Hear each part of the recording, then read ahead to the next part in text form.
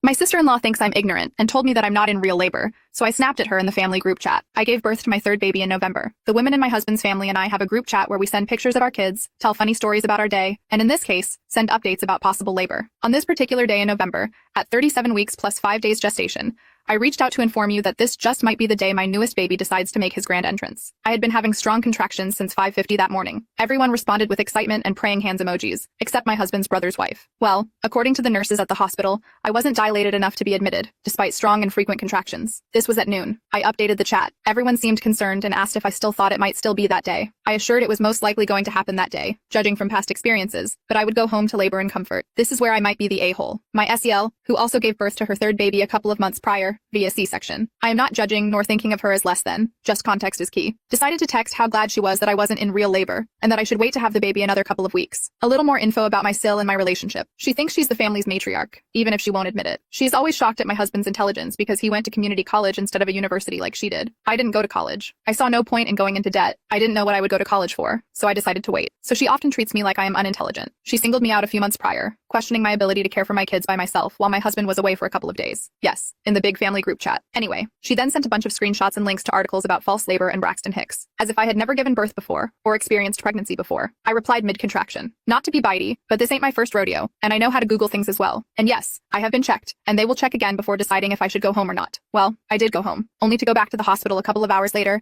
and had my baby at 10:15 that night. SIL does not reply to me in texts and has since unfriended me on Facebook. I just want to know it. I was an a-hole for what I said, and in hindsight, perhaps I shouldn't have been texting in the group chat while in labor. Update. We have met up since then. She was a bit standoffish, which I understood. Then she went overly nice after learning that the baby had a true knot in his umbilical cord. We still don't text much, which doesn't bother me. She was becoming rather passive-aggressive with me before I went into labor, so I guess my snappy text unalived whatever relationship we had. We weren't exactly friends beforehand. We recently moved out of state, a few months before I gave birth, and she started cutting us out of family get-togethers, and even created a whole new group chat without my husband and me.